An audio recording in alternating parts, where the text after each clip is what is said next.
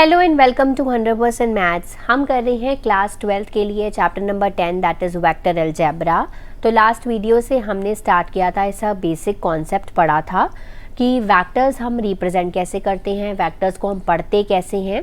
तो वो सारा कुछ मैंने फर्स्ट वीडियो में आप लोगों को बताया था। आज की वीडियो में मैं सिर्फ और सिर्फ कॉन्सेप्ट्स लेकर आई हूँ। सिर्फ कॉन्सेप्ट्स को समझेंगे और सारे कॉन्सेप्ट्स को क्लियर करेंगे, जैसे एडिशन ऑफ वेक्टर्स क्या होता है, triangle, law of vector addition, parallelogram, law of vector addition, multiplication of a vector with a scalar, ठीक है। और भी बहुत सारी चीज़ें जो हैं वो हम इस वीडियो में डिस्कस करने वाले हैं, जिसके बेसिस पे हम नेक्स्ट एक्सरसाइज को सॉल्व करेंगे नेक्स्ट वीडियो में, ठीक है।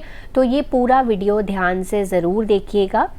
आइए वीडियो स्टार्ट करते हैं। तो आज की वीडियो में सबसे पहला टॉपिक है हमारा एडिशन ऑफ वेक्टर्स। हम दो वेक्टर्स को कैसे ऐड कर सकते हैं, इसको समझने के लिए यहाँ पर एक सिचुएशन इमेजिन करते हैं। लेट अस से यहाँ पर कोई बॉय खड़ा है, ठीक है। वो पॉइंट ए से पॉइंट बी तक गया पहले, ठीक है। Consider a situation that a boy moves from point A to point B, और फिर वो पॉइंट बी से लेकर पॉइंट सी तक गया, ठीक है। अब यहाँ पर उसने कितना डिस्टेंस कवर किया है, सबसे पहले वो ए टू बी गया और फिर बी टू सी गया, है ना।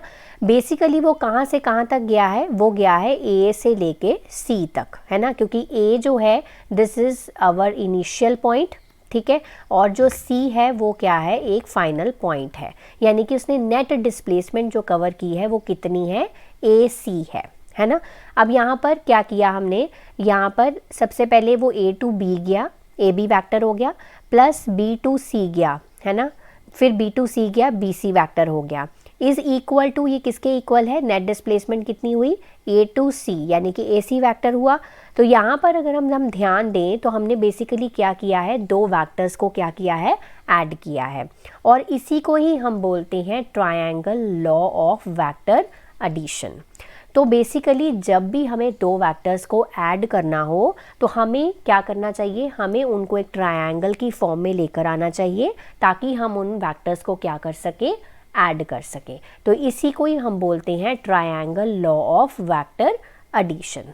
इन जनरल अगर हमारे पास कोई दो वेक्टर्स हों, ए वेक्टर है और बी वेक्टर है, तो उसे ऐड करने के लिए हमें क्या करना पड़ता है, हमें उनको एक ट्रायंगल की फॉर्म में लाना पड़ता है। और वो ट्रायंगल की फॉर्म में हम ला कैसे सकते हैं, फॉर एग्जांपल फर्स्ट आपकी फिगर ऑब्जर्व करो। तो यहाँ पर आपके पास एक वेक्टर ए है और यहाँ पर आपके पास एक वेक्टर बी है, तो दोनों अलग अलग डायरेक्शंस में पड़े हुए हैं।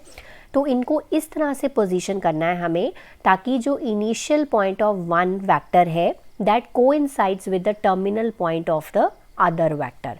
अब अगर ये जो ए वेक्टर है, अगर हम इसको इस तरह से सीधा रख लें और ये वाला जो बी वेक्टर है इसको जैसे ये पड़ा है बस इसको उठाकर हम यहाँ पर ले आए, ठीक है।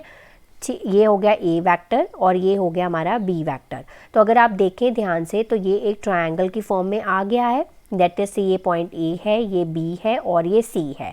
अब ये ए सी कितना हो जाएगा, ए वेक्टर प्लस बी वेक्टर, है ना, ये हो जाएगा। तो बेसिकली हमें क्या करना है, जब भी दो वेक्टर्स को ऐड करना है तो हमें इस तरह से उनको पोजीशन करना पड़ेगा ताकि वो ट्रायंगल फॉर्म करें। और वो कैसे कर सकते हैं, ताकि initial point of one vector that coincides with the terminal point of the other vector, right.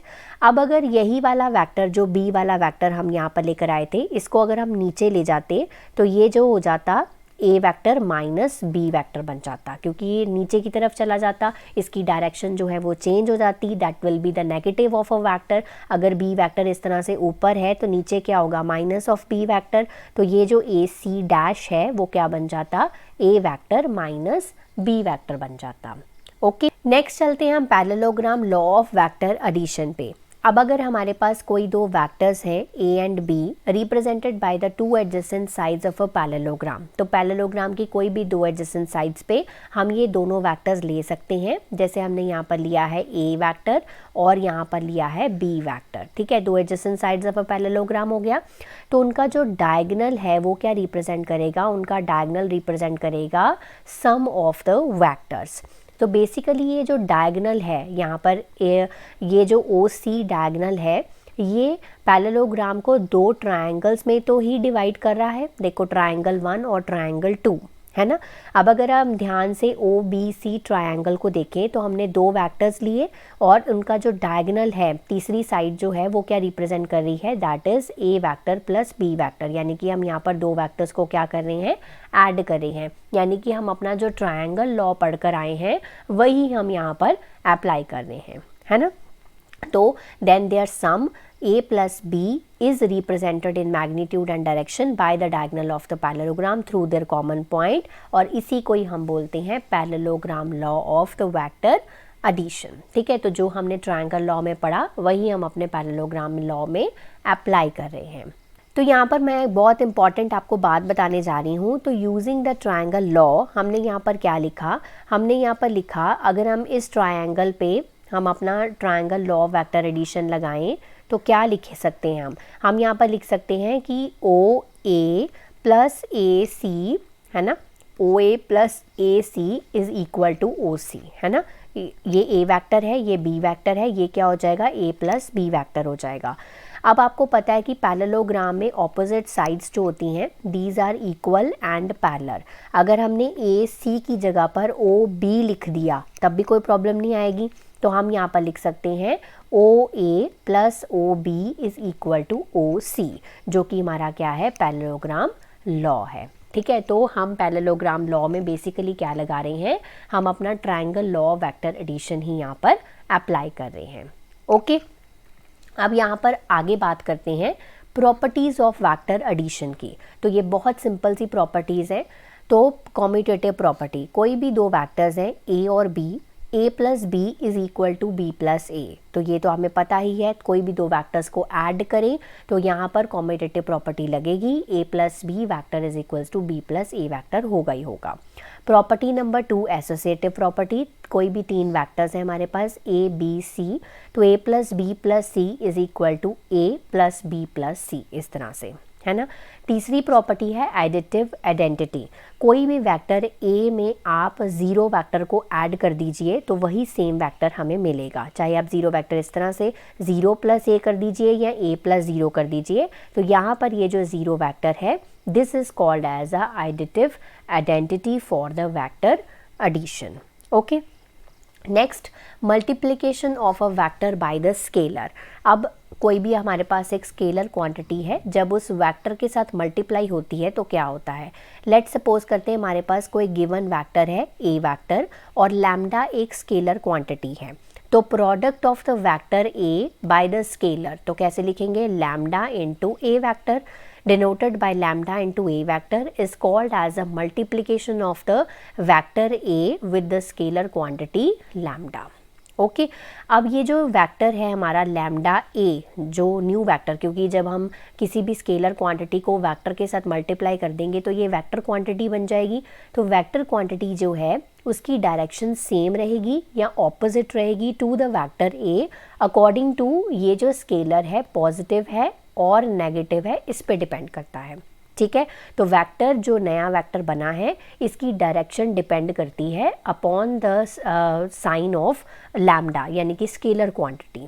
Okay, और इसका जो मैग्नीट्यूड है वो क्या होता है, this is lambda times the magnitude of vector ए। अगर हमने लिखा है ये लैम्डा ए वेक्टर इस तरह के मैग्नीट्यूड, तो लैम्डा का मैग्नीट्यूड और फिर ए वेक्टर का साथ में मैग्नीट्यूड। ठीक है, लैम्डा टाइम्स हो जाएगा magnitude of vector A. Next, geometric visualisation of the multiplication of a vector by the scalar. ये कुछ एग्जांपल्स आप लोगों को दी हुई हैं एनसीईआरटी बुक में, तो समझ लेते हैं। अब देखो, ये ऊपर की तरफ है ए, हमारा ए वेक्टर है 1/2 ए, मतलब ये हाफ हो गया इस वेक्टर का, देन ट्वाइस हो गया इस वेक्टर का 2 इंटू ए, और ये जो 2, ये जो 1/2 है this is a scalar quantity, है ना। स्केलर चीज़ है, किसके साथ मल्टीप्लाई हो रही है, वेक्टर ए के साथ मल्टीप्लाई हो रही है। इसकी डायरेक्शन देखो, ऊपर की तरफ है तो पॉजिटिव है, नीचे की तरफ आएगी तो क्या हो जाएगी, नेगेटिव हो जाएगी। तो -1/2 ए वेक्टर -2 ए वेक्टर। ठीक है, नेक्स्ट प्रॉपर्टी है नेगेटिव और additive inverse of vector A. a vector having magnitude equal to magnitude of a vector and direction opposite to that of direction of a vector। अब ऐसा एक वेक्टर जिसका magnitude तो same हो ए vector के साथ बट डायरेक्शन क्या हो, ऑपोजिट हो, उसे हम क्या बोलेंगे, नेगेटिव या एडिटिव इनवर्स ऑफ वेक्टर ए। अब जैसे कोई वेक्टर ए है, उसमें हमने नेगेटिव ऑफ अ वेक्टर को ऐड कर दिया तो रिजल्टेंट क्या मिलेगा, हमें ज़ीरो वेक्टर मिलेगा, राइट।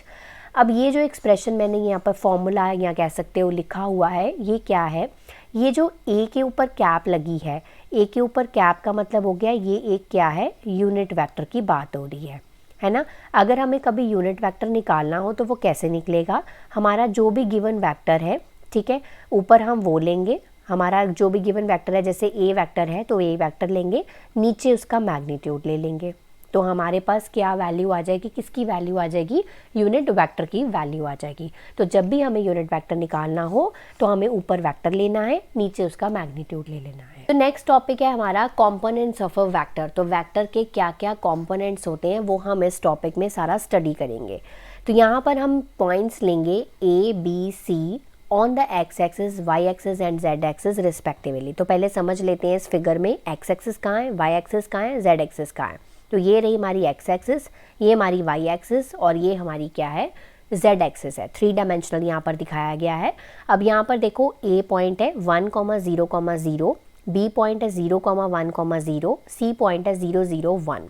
अब यहाँ पर अगर ओ ए का मैग्नीट्यूड अगर हम निकालें तो वो भी 1 आएगा, ओ बी का मैग्नीट्यूड निकालें तो वो भी 1 आएगा, ओ सी का मैग्नीट्यूड निकालें तो वो भी 1 आएगा।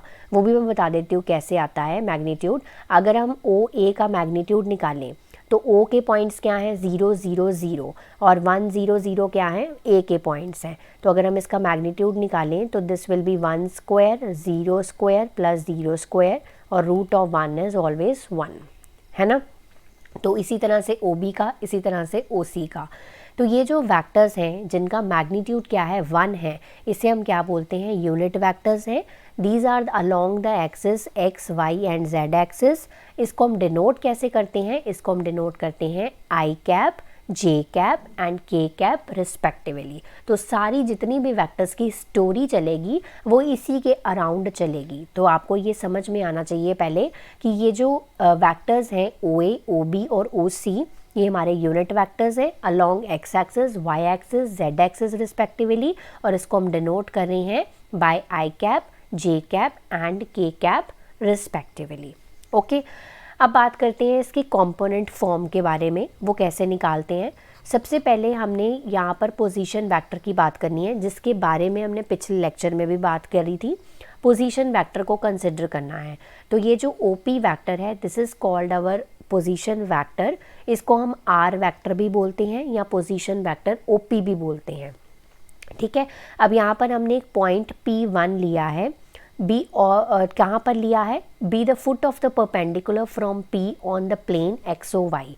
एक्स ओ वाई प्लेन कौन सा है, ये हमारा x है, ये हमारा O है, ये हमारा y है, ये एक्स ओ वाई प्लेन है। एक्स ओ वाई प्लेन के ऊपर हमने P1 जो है वो एक पॉइंट लिया है।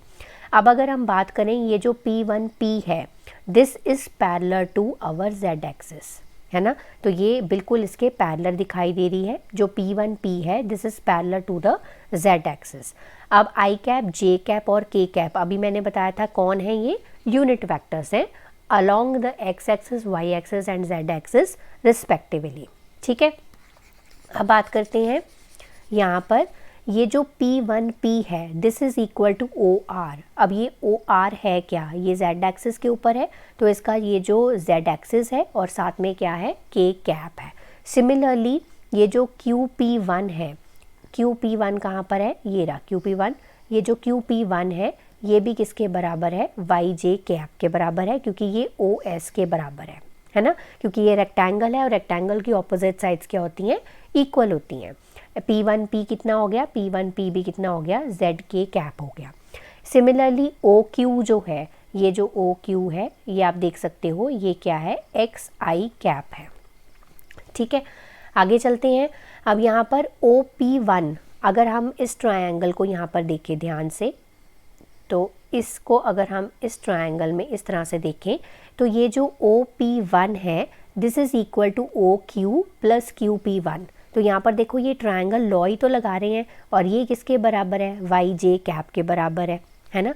तो ये किसके बराबर हो गया, X I cap plus Y J cap, ठीक है, X I cap plus Y J cap, यानी कि ये जो OP1 है this is equal to X I cap plus Y J cap, है ना।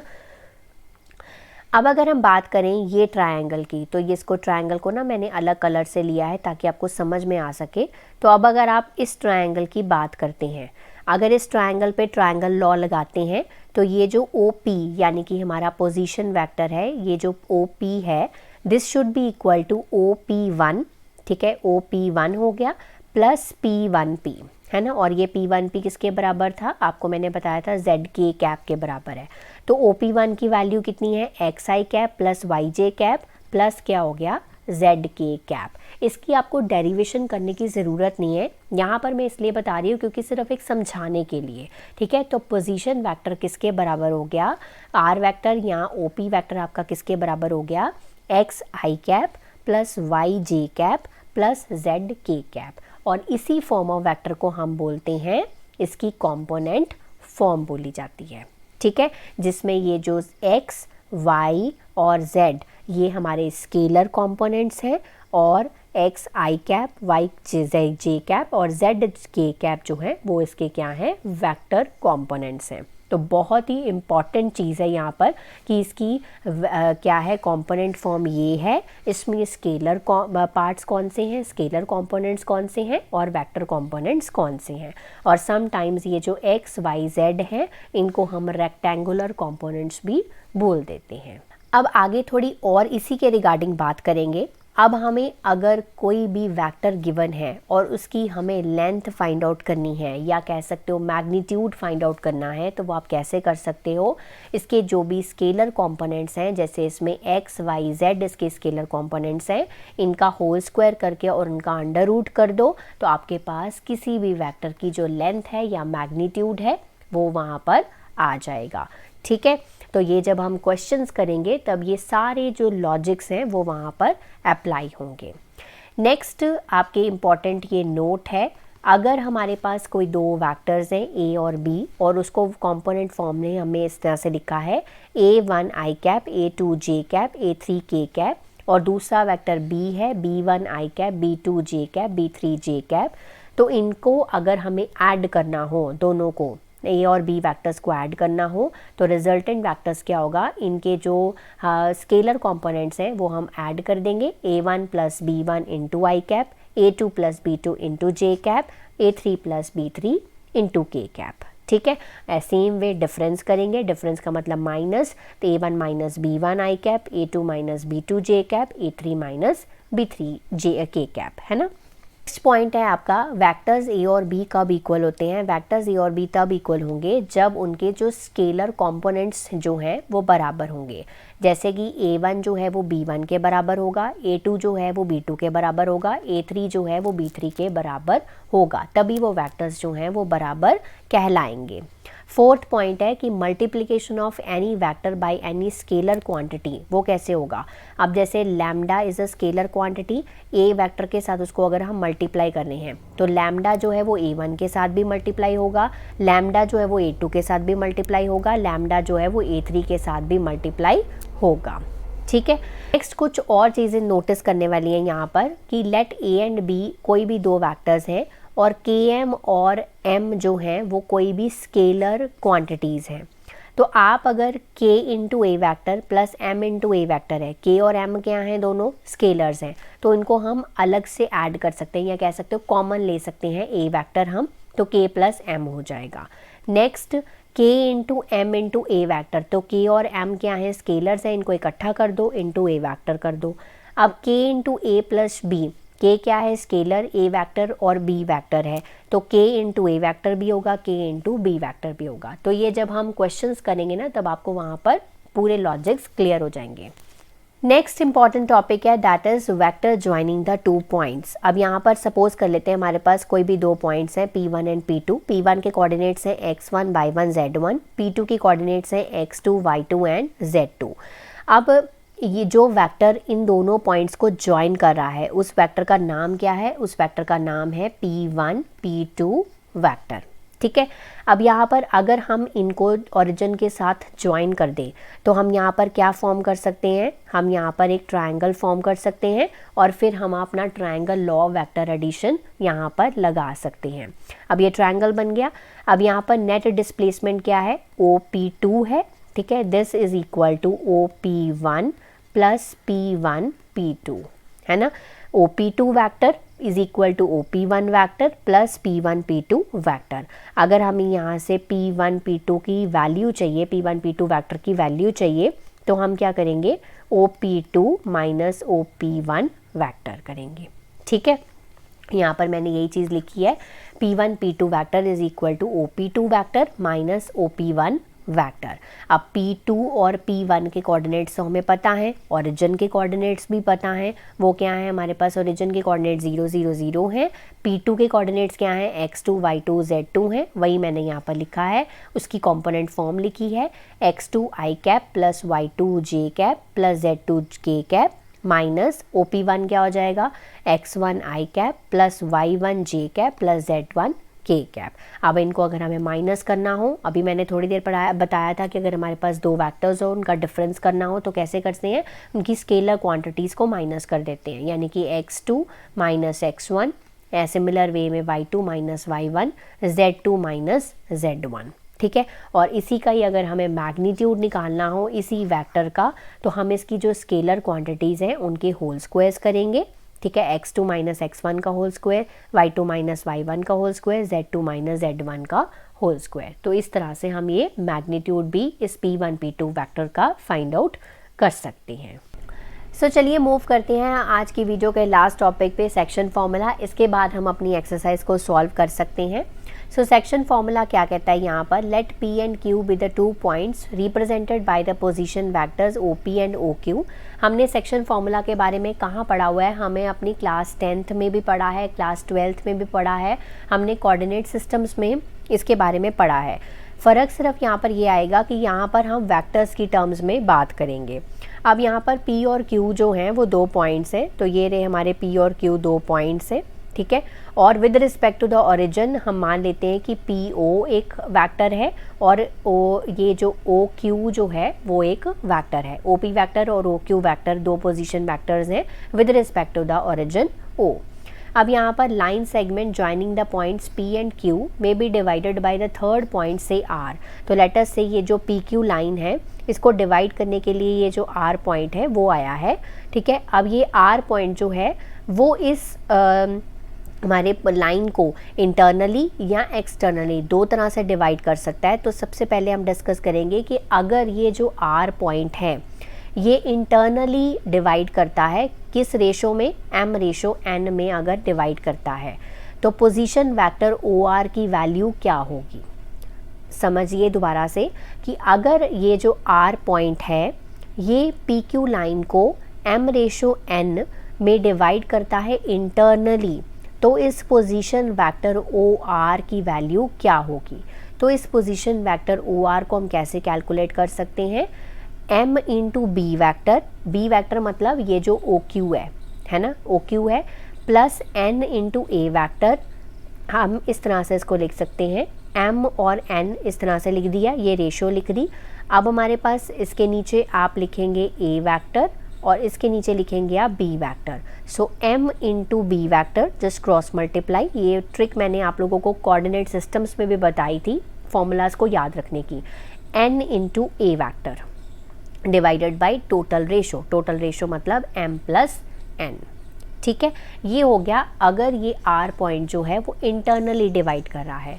अगर ये एक्सटर्नली डिवाइड कर रहा है तो क्या याद रखना है सिर्फ और सिर्फ आपको कि बीच में आपका सिर्फ माइनस का साइन आएगा, दैट्स इट। ठीक है, बाकी सारी चीज़ें सेम रहेंगी, बस ये पोजीशन वेक्टर क्या हो जाएगा, M into B vector minus N into A vector divided by M minus N। Okay, एक लास्ट पॉइंट मैं आपको बता देती हूँ यहाँ पर कि अगर ये R जो है वो मिड पॉइंट है P और Q का। अब देखो ये PQ लाइन है और R जो है वो इसका मिड पॉइंट है, तो आपकी ये जो M रेशो N है वो यहाँ पर M जो है वो N के बराबर ही हो जाएगा। अगर m n के बराबर हो जाएगा तो पोजीशन वेक्टर OR की वैल्यू क्या हो जाएगी, that is a plus b divided by 2। वो क्यों, अब देखो m अगर n के बराबर है तो हमारा फॉर्मूला बेसिकली क्या था, m into b vector n into A vector divided by m plus n। इनकी वैल्यूज़ 1 हो गई, 1 into b vector plus 1 into A vector divided by 1 plus 1, क्योंकि m और n दोनों की वैल्यू 1 है, so B vector plus A vector divided by 2। तो ये निकल के आ गया, जैसे हम वहाँ पर मिड पॉइंट फॉर्मूला करते थे वही सेम यहाँ पर डिस्कस किया गया है।